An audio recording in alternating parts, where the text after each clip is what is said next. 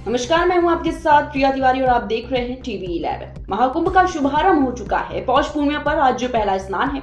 सुबह 9:30 बजे तक 60 लाख श्रद्धालु डुबकी लगा चुके हैं। आज 1 करोड़ भक्तों के पहुंचने का अनुमान है। आपको बता दें कि भक्तों पर 20 क्विंटल फूलों की वर्षा की जाएगी। महाकुंभ 144 साल में दुर्लभ खगोलीय संयोग में हो रहा है। देश के कोने कोने से भक्त प्रयागराज आए हैं। विदेशी श्रद्धालु बड़ी तादाद में कुंभ में स्नान करने पहुंचे हैं। प्रशासन के मुताबिक जर्मनी, ब्राजील, रूस समेत 20 देशों से भक्त पहुंचे हैं।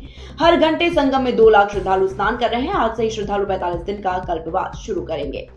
अंतर्राष्ट्रीय हिंदू परिषद, राष्ट्रीय छात्र परिषद महानगर मुरादाबाद के द्वारा क्लासिक बैंकेट हॉल निकट Kundan petrol pump, Delhi road, Moradabad में स्वामी विवेकानंद जी की 162वीं जयंती के अवसर पर शिक्षक एवं पत्रकार सम्मान समारोह का आयोजन किया गया। राष्ट्रीय छात्र परिषद के अध्यक्ष डॉक्टर मुकेश सिंह जी ने बताया है कि राष्ट्रीय छात्र परिषद आज संपूर्ण भारत के अंदर छात्रों के अधिकार, शिक्षकों के सम्मान, छात्रों को गुणवत्ता युक्त छात्रों को शिक्षा के बाद रोजगार ऐसे प्रमुख विषयों पर कार्य करा रहे हैं। कार्यक्रम में रोहन सक्सेना प्रदेश अध्यक्ष, राष्ट्रीय बजरंग दल वंदना शर्मा प्रांत उपाध्यक्ष, राष्ट्रीय महिला परिषद सुरेश गुप्ता, अमित अग्रवाल, अर्पित सक्सेना, स्वाति शर्मा, महानगर आदि कार्यकर्ता उपस्थित रहे।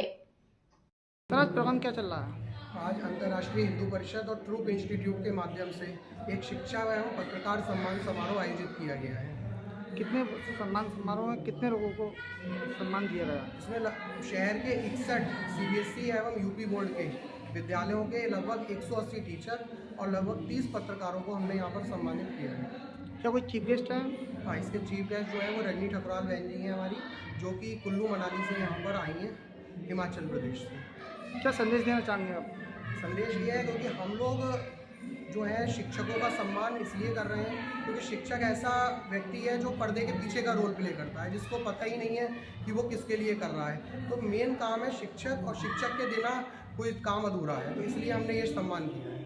सर, क्या नाम है आपका? मेरा नाम सर हर्षद सक्सेना है। क्या शुभकामनाएं रखनी बच्चों के लिए आपकी? सर, मैं चाहता हूँ कि हर बच्चा आगे बढ़े और अपने स्किल्स में ज़्यादा ध्यान दे पाएगी सबसे। अंतर्राष्ट्रीय हिंदू परिषद, राष्ट्रीय छात्र परिषद महानगर मुरादाबाद के द्वारा क्लासिक बैंकेट हॉल निकट Kundan petrol pump, Delhi road, Moradabad में स्वामी विवेकानंद जी की 162वीं जयंती के अवसर पर शिक्षक एवं पत्रकार सम्मान समारोह का आयोजन किया गया। राष्ट्रीय छात्र परिषद के अध्यक्ष डॉक्टर मुकेश सिंह जी ने बताया है कि राष्ट्रीय छात्र परिषद आज संपूर्ण भारत के अंदर छात्रों के अधिकार, शिक्षकों के सम्मान, छात्रों को गुणवत्ता युक्त छात्रों को शिक्षा के बाद रोजगार ऐसे प्रमुख विषयों पर कार्य करा रहे हैं। कार्यक्रम में रोहन सक्सेना प्रदेश अध्यक्ष, राष्ट्रीय बजरंग दल वंदना शर्मा प्रांत उपाध्यक्ष, राष्ट्रीय महिला परिषद सुरेश गुप्ता, अमित अग्रवाल, अर्पित सक्सेना, स्वाति शर्मा, महानगर आदि कार्यकर्ता उपस्थित रहे। मुरादाबाद में सुहेलदेव भारतीय समाज पार्टी के जिला अध्यक्ष रवि चौधरी पार्टी का विस्तार करने और इसे मजबूत करने के लिए सक्रिय भूमिका निभा रहे हैं। इसी कड़ी में उन्होंने मुरादाबाद की पीतल नगरी में भारतीय वाल्मीकि समाज की एक सभा में हिस्सा लिया है और इस कार्यक्रम में वाल्मीकि समाज के लोगों को पार्टी से जोड़ा गया और पार्टी की मजबूती के लिए कार्य करने पर जोर दिया गया। सभा के दौरान रवि चौधरी ने कई लोगों को पार्टी की सदस्यता दिलाई। उन्होंने कहा कि वाल्मीकि समाज के जुड़ने से सुहेलदेव भारतीय समाज पार्टी और अधिक सशक्त हुई है। इस अवसर पर भारतीय वाल्मीकि सभा के राष्ट्रीय अध्यक्ष फकीर चंद्र नागवंशी ने भरोसा जताया कि संपूर्ण वाल्मीकि समाज पार्टी को समर्थन देने और इसे मजबूत बनाने के लिए तन, मन और धन से सहयोग करेगा।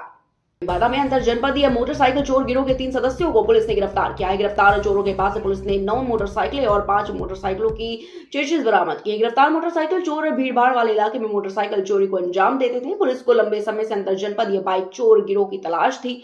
मुखबिर की सूचना पर पुलिस ने बाइक चोर गैंग के 2 सदस्यों को ओगासी रोड से गिरफ्तार किया है। जनपद बांदा कोतवाली बबेरू पुलिस अधीक्षक महोदय के निर्देशानुसार क्षेत्राधिकारी बबेरू के नेतृत्व में प्रभारी निरीक्षक बबेरू और उनकी टीम के द्वारा 3 अभियुक्तों को गिरफ्तार किया गया है। इसमें एक अभिषेक है, मरका का रहने वाला है, ज्ञानेंद्र पहाड़ी चित्रकूट का रहने वाला है, एक रामकरण जो कबाड़ी है, ये यहाँ का रहने वाला बबेरू का। इनके कब्जे से और इनकी निशानदेही पे 9 मोटरसाइकिल और 5 मोटरसाइकिलों के चेसिस, 14 मोटरसाइकिलें चोरी की जो थी वो बरामद हुई हैं। इनमें से 7 मोटरसाइकिलों को लिंक किया जा चुका है, इनका पता लगाया जा चुका है कहाँ से चोरी की गई है, बाकी अन्य की जानकारी की जा रही है। ये अंतर जनपदीय मोटरसाइकिल चोरी का गिरोह था। इसमें अभिषेक और जो ज्ञानेंद्र है ये ऑटो लिफ्टर थे और ये रामकरण है, ये कबाड़ी का काम करता था। ये लोग इनके माध्यम से मोटरसाइकिल उठाते थे और कबाड़ी के यहाँ बेचते थे और इस तरह से ये मोटरसाइकिल चोरी का अवैध व्यापार कर रहे थे। और इसमें ये चित्रकूट, हमीरपुर, फतेहपुर और बांदा में इनके द्वारा घटनाएं की गई हैं। इनसे पूछताछ की गई है। पूछताछ में इनके द्वारा जुर्म इकबाल किया गया है और जो किस तरह से घटना करते थे ये भी बताया गया है और इसमें पता लगाया जा रहा है कि और कहाँ से इन्होंने मोटरसाइकिलें चोरी की हैं और इनको आज ये माननीय न्यायालय के समक्ष प्रस्तुत किया जा रहा है और इस संबंध में अग्रिम विधिक कार्रवाई की जा रही है। वहीं गाजियाबाद के लोनी थाना क्षेत्र के अशोक विहार कॉलोनी में कल हुई 60 साल के बुजुर्ग कमरुद्दीन की हत्या 7 लाख रुपए के लालच में की गई थी। इस हत्या में कमरुद्दीन के नाती और उसके दोस्त शामिल हैं। आपको बता दें कि पुलिस ने तीनों आरोपियों को गिरफ्तार कर लिया है। आरोपी मकान से सीढ़ी लगाकर घुसे थे। पहले कमरे में नकदी और जेवरात न मिलने पर उन्होंने दूसरे कमरे में चोरी करनी शुरू की थी। तभी कमरुद्दीन जाग गया और शोर मचा दिया।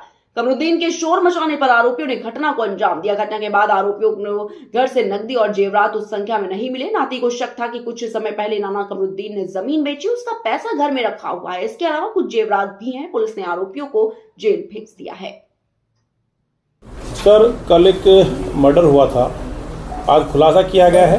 क्या रीजन रहा हत्या का और क्या कितने लोग गिरफ्तार किए गए? देखिए, कल दिनांक 11/1/2025 को थाना लोनी को सूचना प्राप्त होती है समय लगभग 11:50 पर कि थाना क्षेत्र के चौकी अशोक विहार के बाबू होटल के पीछे गली में एक कमरुद्दीन नाम के वृद्ध व्यक्ति थे। उनकी अज्ञात व्यक्तियों ने हत्या कर दी है और घर में सामान भी बिखरा हुआ है जिसमें चोरी या लूट की आशंका है। इस सूचना पर तत्काल थाना में फोर्स और उच्च अधिकारियों द्वारा घटनास्थल का निरीक्षण किया गया। घटनास्थल पर फॉरेंसिक की टीमें भी बुलाई गई और सब गहनता जांच पड़ताल की गई और इस पर परिवार की तहरीर पर थाना लोनी पर तत्काल सुसंगत धाराओं में अभियोग पंजीकृत किया गया तथा घटना के सफल अनावरण के लिए टीमों गठन कर प्रयास किए गए। इस दौरान जांच पड़ताल में यह तथ्य प्रकाश में आया कि जो मृतक कमरुद्दीन था उनका देवता जो बालकचारी है वह। वहीं खबर उत्तर प्रदेश के चंदौली से, जहां पर जनपद चंदौली में महाकुंभ को लेकर डीडीयू जंक्शन पर सुरक्षा व्यवस्था चाक चौबंद की गई है। साथ ही डीडीयू जीआरपी अलर्ट पर है।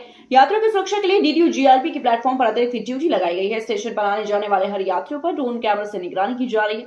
आउटर से लेकर सर्कुलेटिंग एरिया तक जीआरपी ड्रोन से निगरानी कर रही है। आने वाले हर ट्रेनों की जीआरपी तगड़ी चेकिंग कर रही है। ये महाकुंभ मेले को दृष्टिगत रखते हुए जो है रेलवे स्टेशन डीडीयू पे काफ़ी फोर्स की ड्यूटी लगाई गई है और यात्रियों की सुरक्षा और पटरी की सुरक्षा, रेलवे स्टेशन और सर्कुलेटिंग एरिया की सुरक्षा के लिए काफ़ी सघन चेकिंग की जा रही है और इसी क्रम में आज जो है ड्रोन कैमरे से भी इसकी चेकिंग और निगरानी की गई है। वहीं कुशीनगर जिले में मंदिर आवास के भीतर सो रहे 66 वर्षीय साधु की निर्मम हत्या के मामले में सनसनी फैला दी है। थाने से महज 1 किलोमीटर दूरी पर हुई हत्या ने कानून व्यवस्था पर भी कई सवाल खड़े कर दिए हैं। बरवापट्टी थाना के सटे गांव अमवा खास के कपड़धिया गांव के बाहर स्थित मंदिर के मुख्य पुजारी फलाहारी बाबा नाम से प्रसिद्ध बाबा की हत्या ने लोगों को झकझोर कर रख दिया है। 40 वर्षीय से मुख्य मंदिर के पुजारी की भला किससे दुश्मनी हो सकती है, इसको लेकर स्थानीय लोगों के मन में भी कई सवाल खड़े हो रहे हैं। ये थाना बरवापट्टी में रात्रि में करीब 2:30-3 बजे जब हमारी पुलिस पार्टी गश्त कर रही थी तो ये अमवा खास गांव के राम जानकी मंदिर के पास यहाँ सड़क पर एक व्यक्ति जो है वहाँ पर रोड पे दिखे। हमारी टीम के द्वारा उनको अस्पताल ले जाया गया। उनको चोटें भी थी, डॉक्टर ने उनको मृत घोषित कर दिया था और इनकी फिर जब शिनाख्त की गई तो इनकी पहचान इसी राम जानकी मंदिर के जो पुजारी थे बालकदास जी उर्फ फलवारी बाबा इनके रूप में हुई है। और इस घटना पे जो संबंधित से एफआईआर तहरीर लेके एफआईआर पंजीकृत करा दिया गया है। यहाँ पर मौके पे स्वयं आके हम लोग पूरी फॉरेंसिक टीम, स्वाट टीम, एसओजी सर्विलांस टीम के साथ में यहाँ पर लगे हुए हैं। इम्पॉर्टेंट कुछ साक्ष्यों का संकलन कराया गया है और कई इम्पॉर्टेंट क्लूज इसमें हमें मिले भी हुए हैं और टीमों का गठन किया गया है। जल्दी हम लोग इसका खुलासा घटना का करवा लेंगे। ग्रामीण बहुत आक्रोशित थे। ग्रामीणों का कहना था कि मंदिर फलहारी बाबा काफ़ी लोकप्रिय, जनप्रिय और लोगों के दिलों पर राज करने वाले बाबा थे। कल रात उनकी निर्मम हत्या हुई है और हत्या के बाद उनकी लाश को बिना किसी के जानकारी के पुलिस द्वारा उठाकर जिले पर भेज दिया गया। दुखद पहलू ये है कि मंदिर के अंदर जहां प्रांगण में हत्या हुई है वो पूरा मंदिर खून से लथपथ था। और उस पूरे खून से लथपथ मंदिर को बिना किसी जानकारी के, बिना किसी जांच एजेंसी के, बिना किसी बड़े अधिकारी के, बिना गांव के लोगों के दिखाए हुए स्थानीय लोगों का स्पष्ट रूप से कहना है कि पूरे खून के धब्बे को, खून के चिन्ह को, वहां के सबूत को पानी से धुलकर प्रशासन द्वारा प्रयागराज महाकुंभ क्षेत्र में सनातन धर्म की रक्षा और धर्म स्थलों की पवित्रता बनाए रखने के लिए एक ऐतिहासिक कदम उठाया गया है। रविवार को शंकराचार्य स्वामी अभिमुक्तेश्वरानंद सरस्वती की उपस्थिति में सनातन संरक्षण परिषद का गठन किया गया है। ये निर्णय परम धर्म संसद के सत्र में लिया गया है, जहां धर्म के संरक्षण और पवित्रता के लिए प्रस्ताव पारित किए गए हैं। अभिमुक्तेश्वरानंद ने कहा कि हिंदू धर्म की नींव मठों, मंदिरों के साथ गौशालाओं और गुरुकुलों से जुड़ी हुई है। इनकी पवित्रता और प्रबंधन को हिंदू समाज पर गहरा प्रभाव पड़ता है। डीएम की अध्यक्षता में 26 जनवरी गणतंत्र दिवस आयोजन से संबंधित बैठक आयोजित की गई है। आगामी 26 जनवरी को जनपद में गणतंत्र दिवस समारोह परंपरागत एवं हर्षोल्लास के साथ मनाए जाने के संबंध में तैयारी बैठक जिलाधिकारी विशाल भारद्वाज की अध्यक्षता में कलेक्ट्रेट सभागार में आयोजित हुई। जिलाधिकारी ने 26 जनवरी गणतंत्र दिवस के अवसर पर निर्धारित कार्यक्रम आयोजनों के संयोजन एवं समीक्षा के लिए संबंधित अधिकारियों को दिशा निर्देश दिए हैं। गणतंत्र दिवस समारोह के कार्यक्रम में सभी धार्मिक स्थलों, मंदिर, मस्जिद, गुरुद्वारे में प्रार्थना सभा, प्रभात फेरी, महापुरुषों की प्रतिमाओं पर माल्यार्पण, सांस्कृतिक कार्यक्रम, खेलकूद, वृक्षारोपण सहित अन्य विविध कार्यक्रम शामिल किए गए हैं। वहीं कुशीनगर जिला प्रोबेशन अधिकारी विनय कुमार ने बताया है कि जिलाधिकारी के निर्देश अनुसार मिशन शक्ति 5.0 के विशेष अभियान के अवसर पर बेटी बचाओ बेटी पढ़ाओ योजना अंतर्गत जिला प्रोबेशन कार्यालय कुशीनगर द्वारा आज संयुक्त जिला चिकित्सालय रविंद्र नगर धूस कुशीनगर में कन्या जन्मोत्सव का आयोजन किया गया, जिसमें डॉक्टर एच.एस. राय प्रभारी चिकित्सा अधीक्षक संयुक्त जिला चिकित्सा कुशीनगर की अध्यक्षता में 3 दिवस से पूर्व तक जन्मनी नवजात कन्याओं का जन्म दिवस के कार्यक्रम मनाया गया। इस दौरान 11 नवजात कन्याओं की माताओं को मिष्ठान, अंगवस्त्र, बेबी किट, हेल्दी पैकेट, गुड़िया, चॉकलेट इत्यादि उपहार जो है वो प्रदान किए गए हैं। उत्तर प्रदेश के लखीमपुर खीरी से, जहां पर हम एक आधुनिक युग में प्रवेश कर चुके हैं और ऐसे में सोशल मीडिया का दौर है। युवा और बुजुर्ग ही नहीं, बच्चे भी सोशल मीडिया में पूरी तरह से खो चुके हैं। सोशल मीडिया के फायदे के साथ ही इसमें कुछ नुकसान भी देखने को मिल रहा है, लेकिन अब भारत में 18 साल से कम उम्र के बच्चों को सोशल मीडिया पर अकाउंट बनाने से पहले अपने माता पिता से इजाजत लेनी होगी। और हाँ, केंद्र सरकार ने इसके लिए मसौदा भी तैयार किया है। अगर सोशल मीडिया पर आपके बच्चे का भी अकाउंट है, आजकल अक्सर घरों में शिकायतें आती हैं कि बच्चे फोन में व्यस्त रहते हैं और अपना ज्यादातर वक्त वो सोशल मीडिया पर बिताते हैं, जिससे उनकी सेहत पर भी बुरा असर पड़ता है। उनके शारीरिक और मानसिक स्वास्थ्य पर भी बुरा असर जो है वो देखने को मिलता है। ये हमारी गवर्नमेंट की तरफ से बहुत ही सराहनीय कदम है, जहां एक तरफ टेक्नोलॉजी बहुत ही आगे बढ़ती जा रही है, वहीं कहीं ना कहीं हमें लगता है कि हम लोग पीछे होते जा रहे हैं।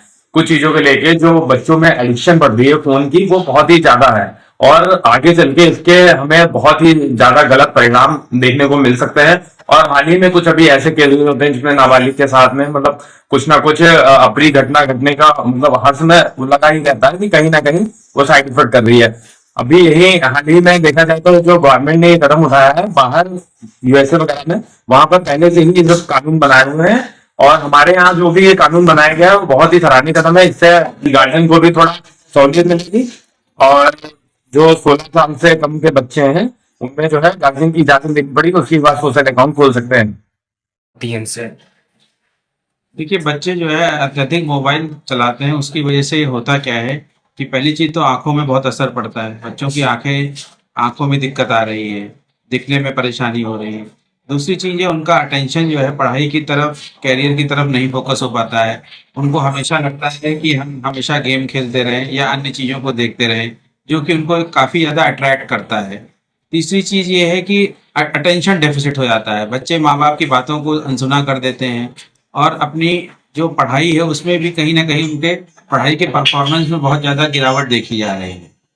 तीसरी चीज है जो उनका इंटेलेक्चुअल डेवलपमेंट होता है, overall development, social development, educational development, ये सारा डेवलपमेंट जो है डिले हो जा रहा है, क्योंकि बच्चों का मन जो है वो जो मोबाइल में है ना ऑडियो विजुअल, उसमें केंद्रित रह जाता है। और ये भी देखा गया है कि बच्चे क्या है कि जैसे जो नॉर्मल